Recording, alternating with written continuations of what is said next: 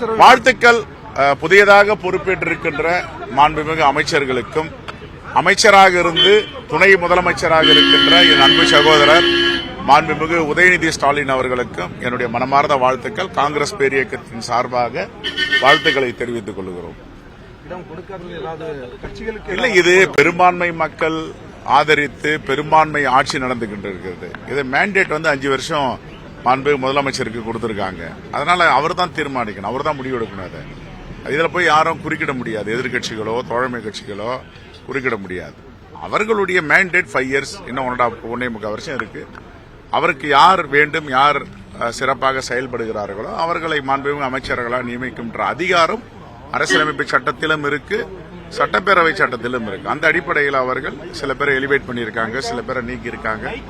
எல்லா அதிகாரமும் இருக்கு. ஆளுநர் அதுக்கு உட்பட்டு பதவி பிரமாணம் செஞ்சிருக்காங்க. உதயநிதி மேல தொடர்ந்து வைக்கப்படுற விமர்சனம், வாரிசு அரசியல் அடுத்த கட்டமா அவங்களுக்கு கொடுக்கப்பட்டிருக்கு அப்படின்ற இந்த விமர்சனத்தை அவர் எப்படி எதிர்கொள்வார்? பாரதிய ஜனதா கட்சியில எத்தனை தலைவருடைய மகன்கள் நாடாளுமன்ற உறுப்பினர், எத்தனை தலைவருடைய மகள்கள் சட்டமன்ற உறுப்பினர், அவங்க வாரிசு அரசியல் பண்ணலையா?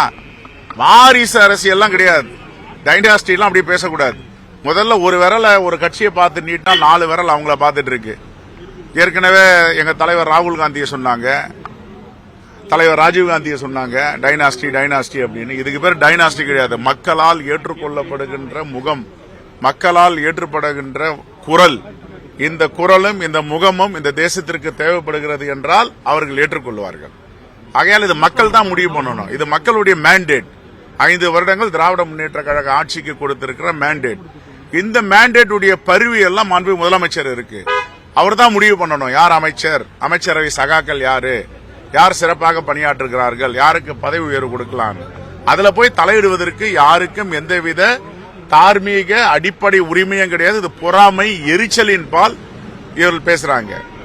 ஒரு கட்சி, ஒரு ஆட்சி, ஒரு கட்சிக்கு ஒரு மேண்டேட் கொடுக்கறாங்க. அந்த மேண்டேட்ல போய் குறுக்கிடுறதுக்கு யாருக்கு அதிகாரம் இருக்கு?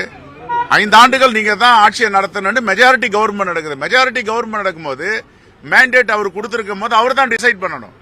எல்லா உரிமையும் அதிகாரமும் மாண்பு முதலமைச்சருக்கு மக்கள் கொடுத்துட்ட பேரு இவர் எப்படி துணை முதலமைச்சர், அவர் எப்படி அமைச்சர் என்றதெல்லாம் வீண்டாவாதம், எரிச்சல், பொறாமையில பேசுகிறார்கள்.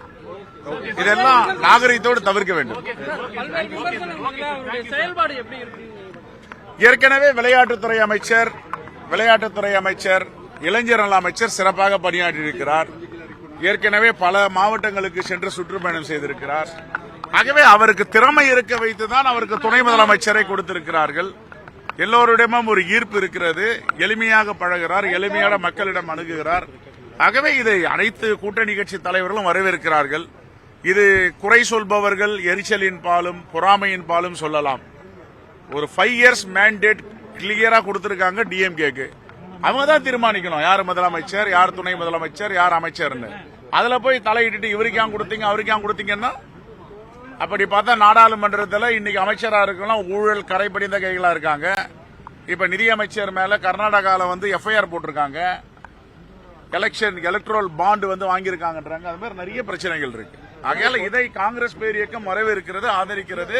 இன்னும் கொடுக்கப்பட்ட சமூகத்தை சேர்ந்த மற்றவர்களுக்கு வாய்ப்பு வழங்கப்பட்டிருக்கு. இதை வரவேற்கிறோம். இதெல்லாம் ஒரு முதல் முயற்சி எடுத்திருக்காங்க. இனிமே உரிய பிரதிநிதித்துவம், உரிய பதவியும் அளிப்பார்கள். இதை மனமாற வாழ்த்துகிறோம். முதலமைச்சருக்கு நன்றி சொல்லுகிறோம்.